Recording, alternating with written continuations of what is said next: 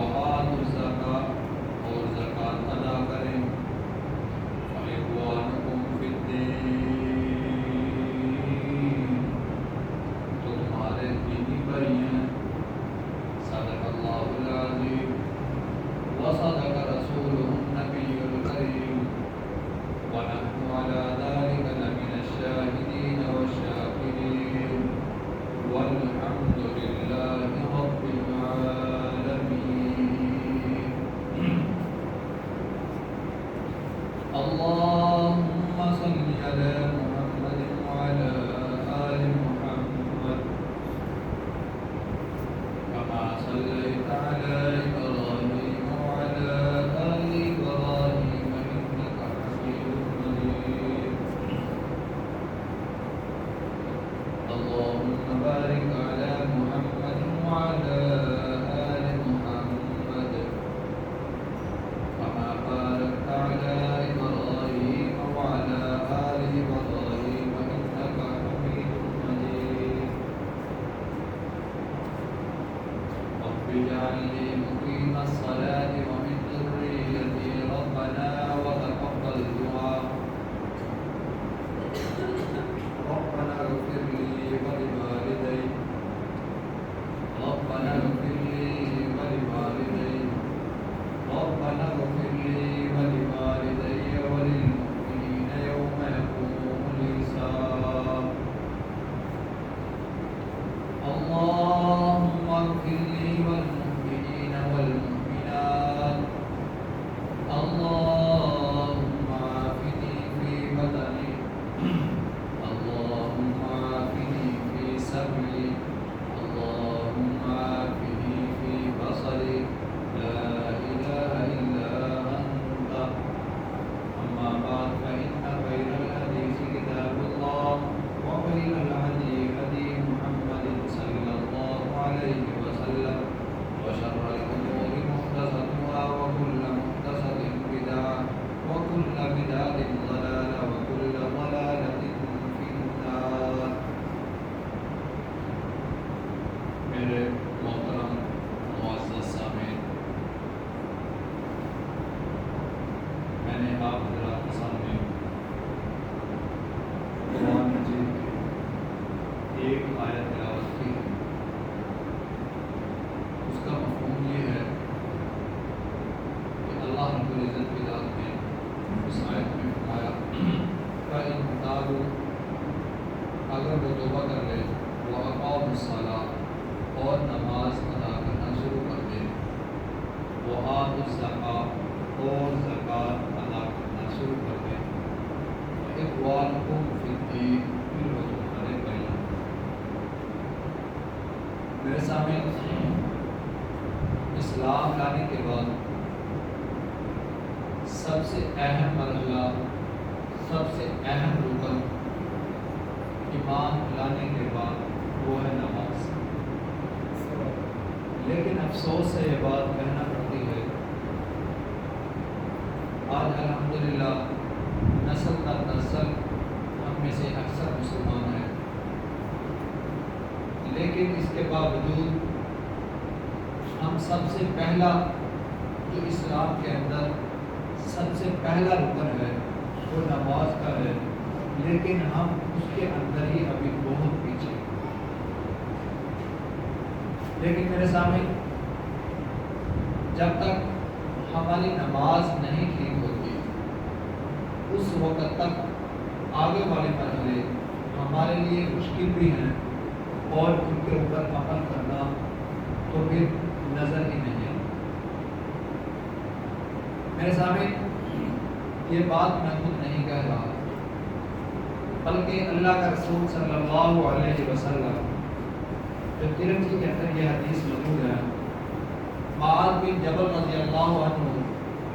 یہ بیان کرتے ہیں کہ رسول اللہ صلی اللہ علیہ وسلم نے فرمایا لا اخبرک برأس الامر وعمودہ وذروة سنامہ رأس الامر الاسلام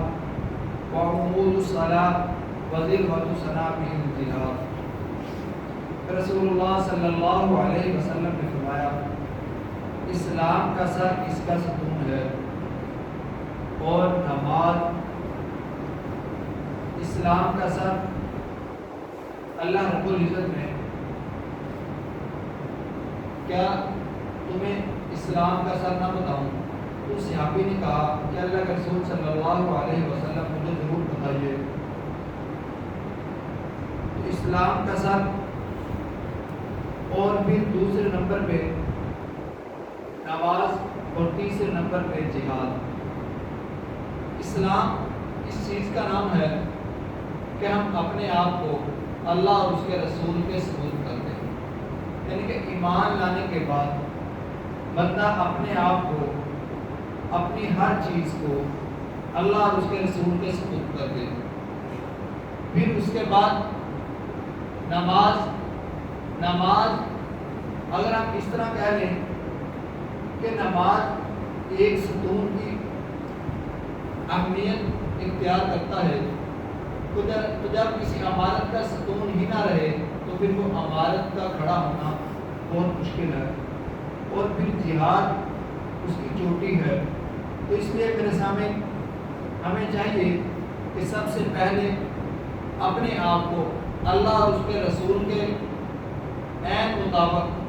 جہاں پہ اللہ اور اس کے رسول کا حکم جس طریقے سے آتا ہے، ہم اپنی زندگی کو ویسے گزارنا شروع کر دیں، اور پھر اس کے بعد نماز کے اوپر اپنے اوپر نماز کو فرض کر لیں، نماز کو اہم سمجھ لیں، نماز کو ضروری سمجھ لیں، اور پھر تیسرے نمبر پہ جہاد۔ تو میرے سامنے جب ہم ان تینوں باتوں کے اوپر عمل کریں گے تو پھر ہمیں آگے اللہ اور اس کے رسول کے احکام کے اوپر چلنا ہمارے لیے آسان ہوگا۔ اور پھر اس کے بعد یہ نماز کا معاملہ صرف ہمارے اوپر ہی فرض نہیں، بلکہ نماز جب سے دنیا قائم ہے، آدم علیہ السلام آئے اور پھر رسول اللہ صلی اللہ علیہ وسلم تک تقریباً ہر امت پر نماز فرض تھی۔ اب اس کی دلیل کیا ہے؟ اس کی دلیل قرآن بیان کرتا ہے کہ سب سے پہلے اگر ہم زکریا علیہ السلام کی زندگی کے اوپر غور کریں گے تو قرآن ہمیں ایک بات کہتا ہوا نظر آئے گا، ایک بات بتاتا ہوا نظر آئے گا۔ قرآن سے یہ آواز آتی ہے وَهُوَ قَائِمٌ يُصَلِّي فِي الْمِحْرَابِ۔ جب حضرت زکریا علیہ السلام کو اللہ رب العزت کی ذات کی طرف سے فرشتے خوشخبری دینے کے لیے آئے ان کے بیٹے کی، تو زکریا علیہ السلام محراب کے اندر نماز ادا کر رہے تھے۔ اس سے ثابت ہوتا ہے کہ نماز پہلے سے ہی فرض ہے۔ پھر اس کے بعد اگر ہم بات کریں موسیٰ علیہ السلام کی، تو قرآن ہمیں اس بات کا جواب اس طریقے سے دیتا ہوا نظر آتا ہے وَجَعَلُوا بُيُوتَهُمْ قِبْلَةً وَأَقِيمُوا الصَّلَاةَ۔ جب فرعون نے موسیٰ علیہ السلام پر اور ان کی قوم پر ظلم کی حد کر دی، اللہ رب العزت کی ذات نے موسیٰ علیہ السلام کو کہا کہ اے موسیٰ، خود بھی اور اپنی قوم کو بھی کہو کہ اپنے گھروں کو ہی مسجد بنا لو۔ وَجَعَلُوا بُيُوتَكُمْ قِبْلَةً وَأَقِيمُوا الصَّلَاةَ، اور پابندی کے ساتھ نماز ادا کرو۔ پھر میرے سامنے اس کے بعد اگر ہم بات کریں شعیب علیہ السلام کی، تو قرآن ہمیں یہ کہتا ہوا نظر آتا ہے قَالُوا يَا شُعَيْبُ أَصَلَاتُكَ تَأْمُرُكَ أَن نَّتْرُكَ مَا يَعْبُدُ آبَاؤُنَا۔ انہوں نے کہا کہ اے شعیب، کیا تمہاری نمازیں تمہیں حکم دیتی ہیں؟ شعیب علیہ السلام کی قوم ان سے مخاطب ہو رہی ہے کہ اے شعیب، تمہاری نمازیں تمہیں حکم دیتی ہیں کہ حکمران کہ ہمارے معبودوں کو تم چھوڑ دو، اور پھر جن کے ہمارے باپ دادا پوجا کرتے تھے، پرستش کرتے تھے، ان کی عبادت کرتے تھے، تمہیں تمہاری نماز اس بات سے روکتی ہے کہ ہم ان ساری باتوں سے پیچھے ہٹ جائیں، ان ساری باتوں کو چھوڑ دیں۔ تو اس سے ثابت ہوتا ہے کہ شعیب علیہ السلام بھی نماز ادا کیا کرتے تھے۔ تو میرے سامنے اور اگر اس سے آگے چلیں تو پھر اس کے بعد حضرت اسماعیل علیہ السلام کی جب باری آتی ہے تو قرآن ہمیں یہ بات کہتا ہوا نظر آتا ہے وَاذْكُرْ فِي الْكِتَابِ إِسْمَاعِيلَ إِنَّهُ كَانَ صَادِقَ الْوَعْدِ وَكَانَ رَسُولًا نَبِيًّا وَكَانَ يَأْمُرُ أَهْلَهُ بِالصَّلَاةِ، یعنی کہ حضرت عیسیٰ علیہ السلام اپنے گھر والوں کو نماز کا حکم دیتے ہیں اور زکوٰۃ کا بھی حکم دیتے ہیں۔ اس لیے میرے سامنے نماز ایک بہت ہی اہم فریضہ ہے۔ اب اس کے ساتھ ساتھ نماز سے ہمیں فائدہ کیا ہوتا ہے یہ بھی ہم قرآن سے پوچھ لیتے ہیں کہ اگر ہم نماز پڑھیں گے تو ہمیں کیا فائدہ ہوگا، کیونکہ ہم صرف وہ کام کرتے ہیں جس میں ہمیں ہمارا فائدہ نظر آئے، جس میں ہمیں فائدہ نظر نہ آئے وہ کام ہم نہیں کرتے۔ تو اس لیے میرے سامنے اگر ہم قرآن سے پوچھیں تو اگر ہم نماز پڑھیں گے تو جب ہم نماز پڑھیں گے ہمیں فائدہ کیا ہوگا، تو قرآن ہمیں یہ بات کہتا ہوا نظر آتا ہے وَالَّذِينَ هُمْ عَلَىٰ صَلَاتِهِمْ يُحَافِظُونَ، فلاح پالی ان لوگوں نے جنہوں نے اپنی نماز کی حفاظت کی، یعنی کہ وہ لوگ کامیاب ہوں گے جنہوں نے اپنی نماز کو حفاظت کے ساتھ پابندی کے ساتھ ادا کیا۔ تو اس لیے میرے سامنے اب اس بات سے ہمیں اندازہ ہو جاتا ہے کہ اگر ہم نماز پڑھیں گے تو ہمیں کامیابی ملے گی، تو کامیابی وہ چاہے دنیاوی ہو چاہے وہ آخرت کا معاملہ ہو، اللہ رب العزت کا قرآن ہمیں یہ بات کہتا ہوا نظر آ رہا ہے وَالَّذِينَ هُمْ عَلَىٰ صَلَاتِهِمْ يُحَافِظُونَ، اگر تم کامیابی چاہتے ہو تو نماز کو حفاظت کے ساتھ ادا کرو۔ اس سے میرے سامنے اور اگر آگے چلیں تو پھر نماز کے فائدے اور بھی بہت زیادہ ہیں۔ ان اور فائدوں کے اندر ایک فائدہ تو یہ بھی ہے کہ اللہ رب العزت کی ذات کا ہمیں پورا حاصل ہوتا ہے۔ اگر ہم اپنا تعلق اپنا رابطہ اپنے پروردگار کے ساتھ جوڑنا چاہتے ہیں تو پھر ہمیں وہ نماز بھی ایک ذریعہ ہے جس کے ذریعے سے ہم اپنا تعلق اپنے پروردگار کے ساتھ جوڑ سکتے ہیں۔ تو میرے سامنے یہ بات میں خود نہیں کہہ رہا بلکہ اللہ رب العزت کی ذات کا قرآن ہی ہمیں یہ بات کہتا ہوا نظر آتا ہے کَلَّا لَا تُطِعْهُ وَاسْجُدْ وَاقْتَرِب، ہرگز اگر تم اپنے پروردگار کے سامنے اپنے پروردگار کا قرب حاصل کرنا چاہتے ہو تو تم اس کی بات نہ مانو جو تمہیں نماز سے روکتا ہے۔ تو میرے سامنے نماز کے اگر ہم اور فائدے ڈھونڈیں تو پھر رسول اللہ صلی اللہ علیہ وسلم کا ایک فرمان بھی ہمیں یہ بات کہتا ہوا نظر آتا ہے۔ سیدنا ابو ہریرہ رضی اللہ عنہ روایت کرتے ہیں کہ رسول اللہ صلی اللہ علیہ وسلم نے فرمایا اقرب ما یکون العبد من ربہ وهو ساجد فاکثر الدعاء، جب بندہ سجدے کی حالت میں ہوتا ہے تو اپنے رب کے سب سے زیادہ قریب ہوتا ہے، اور تمہیں چاہیے کہ اس وقت زیادہ سے زیادہ کثرت سے دعا کیا کرو۔ تو اس لیے میرے سامنے اس بات سے ہمیں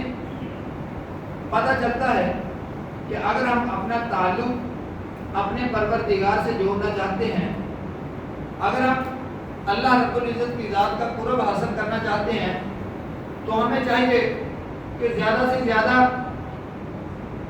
نماز کو ادا کریں، کثرت کے ساتھ نماز ادا کریں۔ تو جب ہم کثرت کے ساتھ نماز ادا کریں گے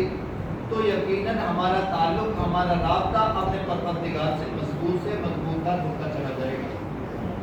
تو اس لیے میرے سامنے ہمیں چاہیے کہ نماز کی زیادہ سے زیادہ حفاظت کریں،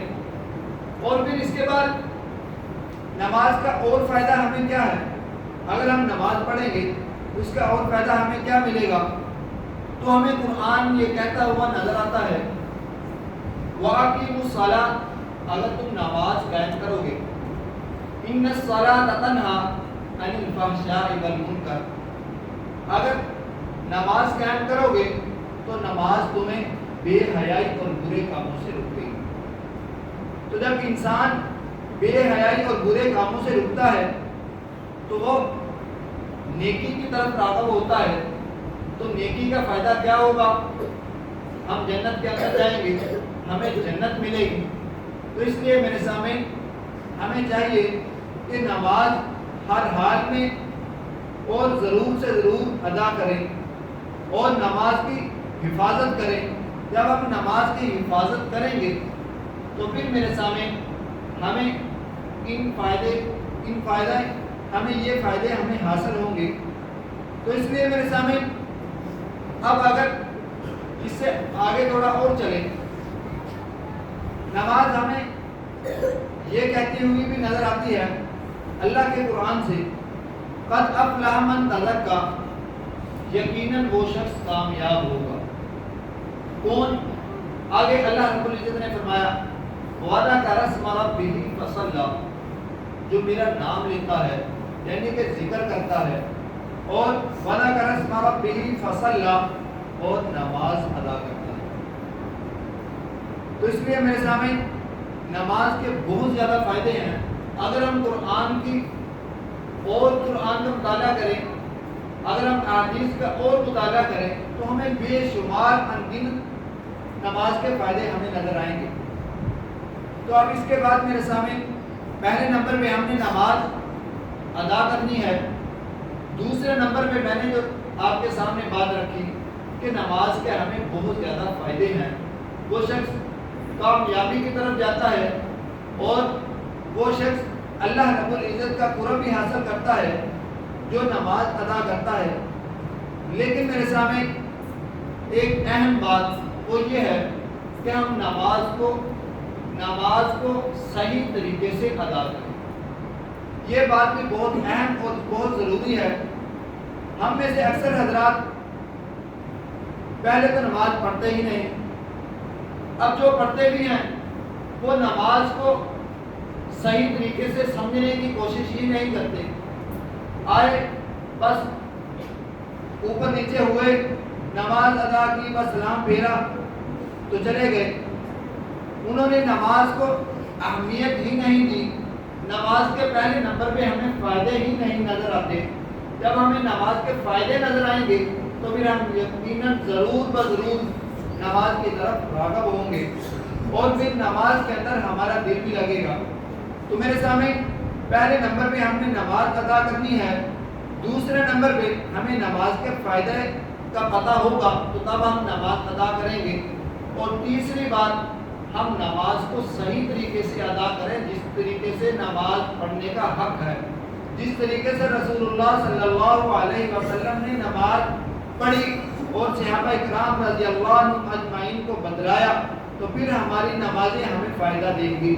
اگر ہم نے نماز صحیح طریقے سے ادا نہ کی تو پھر ہمیں ہماری نمازوں کا کوئی فائدہ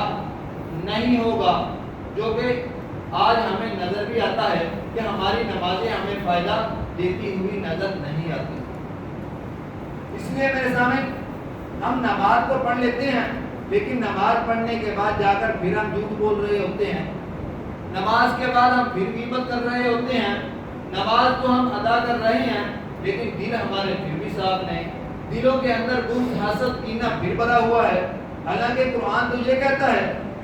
ان الصلاۃ تنہی عن الفحشاء والمنکر، نماز تو بے حیائی اور برائی سے روکتی ہے۔ تو کیا نعوذ باللہ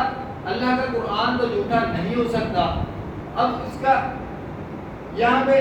کیا مسئلہ ہے؟ تو ہماری نمازیں ہمیں فائدہ نہیں دے رہی۔ تو اس لیے میرے سامنے اگر ہم اس بات کو ہم سمجھنا چاہتے ہیں تو پھر ہمیں رسول اللہ صلی اللہ علیہ وسلم کا یہ فرمان سمجھنا ہوگا، جو کہ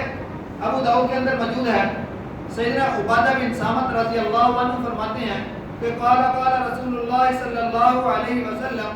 خمس صلوات فرضهن اللہ تعالی من احسن وضوءهن وصلاهن لوقتهن وتم ركوعهن وخشوعهن كان له على الله عهد ان يغفر له۔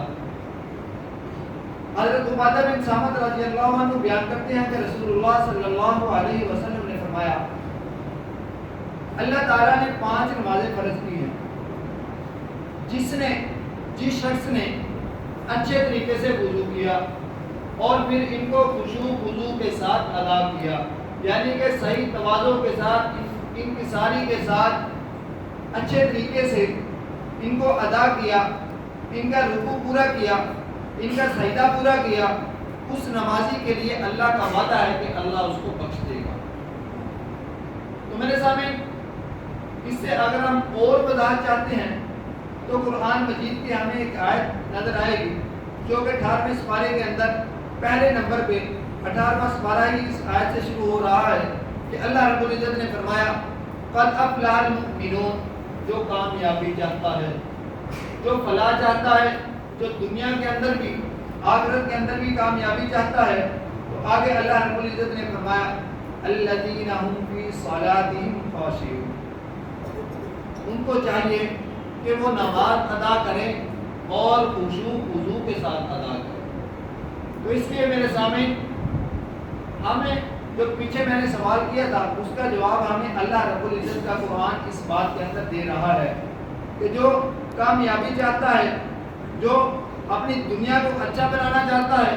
اپنی آخرت کو اچھا بنانا چاہتا ہے، تو اسے چاہیے کہ نماز ادا کرے اور نماز کو بھی صحیح طریقے سے ادا کرے، خشوع خضوع کے ساتھ ادا کرے۔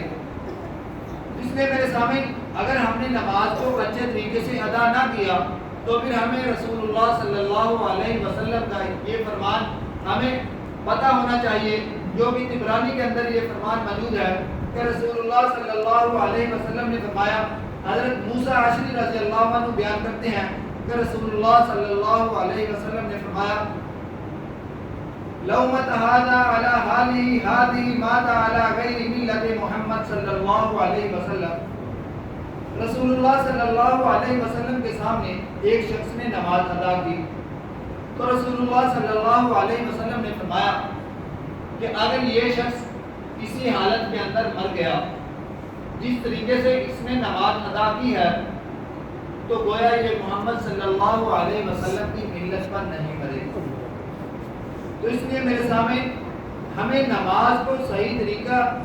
طریقے سے ادا کرنا ہمارے اوپر جس طریقے سے فرض ہے، اسی طریقے سے نماز کو صحیح طریقے سے ادا کرنا یہ بھی ہمارے اوپر ضروری ہے۔